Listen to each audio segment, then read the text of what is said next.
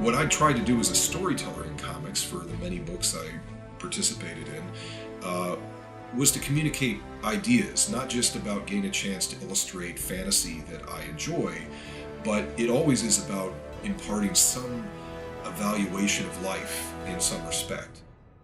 It's communicating thoughts, communicating with your fellow man, trying to connect. I think the dream of any person going into a craft, into the arts, is to feel supported when you're doing it, and it's been my fortune to have a parent who was working in that field. My mother was drawing a little bit when I was a kid growing up, but before I was born, she was an artist working in advertising and some paid illustration back in the 50s before she started a family. It seemed like I had kind of inherited the skill or the inclination towards art, because it was a strong drive and passion for me. I wanted nothing more than to draw as a response to all the things I would either watch on TV or the toys I would play with. I'd want to create art based upon these things.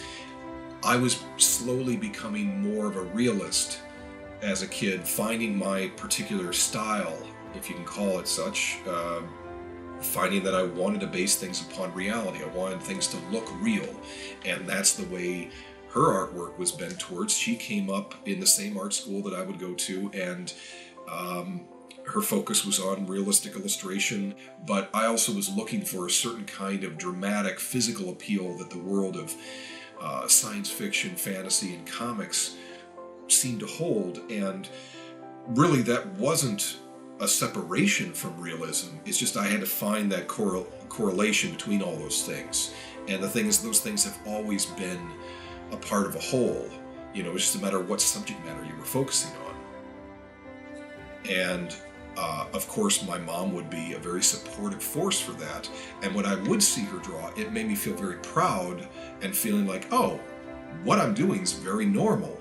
Of course, it has a purpose as well as an application to the real world. I could do this as a job. In fact, that's what I had the comfort of feeling like that's my whole life. I'm going to be an artist professionally. Why wouldn't I be? My mom was. Coming right onto the scene of trying to get a job in the arts out of school, I wanted to jump in feet first, hoping that I could have a job the second I'm out. I would eventually get hooked up with the largest ad agency in Chicago. I got interviewed there, and then got to get a full-time job, an actual 9-to-5 traditional job with a cubicle and everything that I would go into to draw every day, draw storyboards, which we would color with markers and draw as realistically as you could. And, using things like photo reference and all that stuff was part of the job. And every bit of this was applicable to what I wanted to do in comics. But it wasn't, for me, it wasn't the end goal. And all the way eventually it led to a connection to a local-based comic company, and showed my samples there. But the opportunities did come, and I was able to throw myself into all of them as best I could. So I did take on this comic book job when I had a 9-to-5 job. I didn't quit the 9-to-5 job. In fact, I kept it for 3.5 years after that. But my first comics work for a Terminator spin-off comic, I did while I was working there. I would go home every day at 5-6 o'clock, and then put in another 5-6 hours in the evening painting a page. Painting, when I say that, I mean more colored pencil on black paper, but trying to create enough pages to fill up 22 pages a month to fit the deadline of this comic book. For creating any illustration I do, a lot of the hard nuts and bolts work is done right at the outset of the sketch. So I do a tight sketch of something where, I might, could I show something? I might loosely have something here that I work up as a fairly rough drawing. And as I do an initial rough, this would be enough to submit for getting them to sign off on it. But because I'm a lunatic, I wind up doing a tighter version of this, which I then, say stick on another piece of layout paper, draw it up with tighter details. I put shade into it. I render details so that, in effect, this was a tight pencil you could ink. But for me, it's a sounding board for where I'm going to go take photo reference. Sometimes it's of live models. Sometimes it's of toys, because I've got so many toys that apply to the shapes and characters that the reference and details, the lighting on those things, those costumes, would matter a lot for informing what way I'm going to paint and shadow the figure. So I can learn a lot from that photography. So you start to inject some aspect of humanity that you can learn from something beyond just what's in your mind's eye, because what you can draw from your own mind is going to have only so much reality you've collected up there. There's only so much realism you contain here before you need to then look at a thing to recognize, oh, okay, those details, right, yes. So there's always more you can learn from absorbing more of the world. So as I then go to the process of putting it on paper, I blow up my tight sketch to the full size of the painting I do, about usually 12 by 18 for an average cover, and then import reference, like I'll have photos that'll be just sitting here, because I still don't work on a computer or anything, and I'll sit here and look at the photos and try and transplant those details I'm learning from the photo onto my final piece of art. There is no tracing of photographs. I don't use an artograph. So everything that you see drawn, painted in my work is as good or bad as I can draw it. I'm painting on it with gouache paints, which I do in various layers of, first doing a sort of tonal layer of usually often black and white or sepia tones. Sometimes I'll choose a color that'll imbue the whole thing as a first pass, and then you do spot colors of the various things in the piece. And then I might use airbrush to accentuate an entire look of color over the whole piece, or just key areas. But the majority of all the painting is done by hand, is done with just a brush and gouache paint. My dad's being a minister certainly was a big part of my life, since I went to church all the way up through till I went to college, till I left the home. And I always admired him, even if I wasn't necessarily drawn towards the idea of what he did as a living as being something inspiring for me, but I always felt a strong connection to it because it's played such a part in my youth. But it was also the kind of guy he is. He's got a strong social conscience to him, and his words, his sermons would speak towards a general spirit of right and wrong as inspired by the parables in the Bible. And my favorite project to work on was Kingdom Come, because it was so personalized, using my father as the main character. Made it feel like this is one for the ages, that it'll mean something to me personally, it might mean something more to my family, I felt that it should have resonance because to me it felt important, creating a story that would now stand as the last great superhero battle or some such thing. And it was well accepted at the time, but I wouldn't know that as I was working on it. It just felt important to me, and my hopes were that it would be as important to others as it would to me as I was doing it.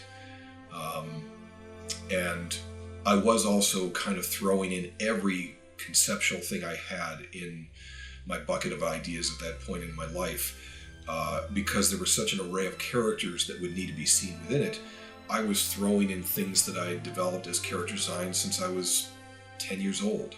So an odd, terrible design for a character, I would just make a character in the story. I needed more in the background. Like, somebody has to be fighting here, I'll make that one. And then I could tell the story later, like, yeah, I created that when I was 10. Nobody cares, but, it could be a grab bag of everything of my life brought to fruition. The whole idea of feeling like, you've made it to the top of the mountain, like you had a certain kind of feeling of career satisfaction, to me was kind of embodied with the moment that I met John Romita Sr. when he came up to me when I was sitting at the Marvel booth signing a poster promoting the upcoming series Marvels. This was in 1993 when I was 23 years old, and he already knew who I was, and he had seen the work in the offices, and he was complimentary, and he talked to me like I was just another guy. I just thought, like, there you go. That was one of my greatest heroes, one of the people I respected the most in this business, and to be treated as an equal by him, and for the time I would see him thereafter, I couldn't do any better. That's it. Let me just cash out now. I don't want to meet anybody ever again. I can't do better than this experience. And he gave me that sense of the peak of my career. And I was 23 and I just began my career.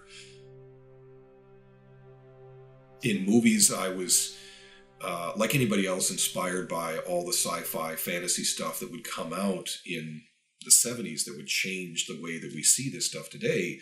But for as many people became devotees to Star Wars, for me, nothing was cooler than Flash Gordon, because that had a Queen soundtrack. And what would make the adventures of Luke Skywalker better? Queen, rock music. So I've gotten a chance to work with almost all the things that I had passion for as a kid, and even including music, where I've done paintings of things like, I never would have expected I'd be able to do official Beatles artwork. But now I have, for one of my favorite movies and greatest animations was Yellow Submarine. So, and my passion for these things has really remained undimmed, because when I look back at them, I can remember exactly what I felt when I saw them then, and I can compare it to what I view today and still say, there is still something still unique to these things from decades gone by, that they still offer something that isn't necessarily captured by current entertainment in the exact same way or surpassed by it. A lot of my passions for the comics had always come from its origins. Looking back on the history of it was always fascinating to me in a way of understanding where the core ideas were before they would get handled by so many people over decades, where in some ways you stretch out an idea that it starts to not resemble where it began.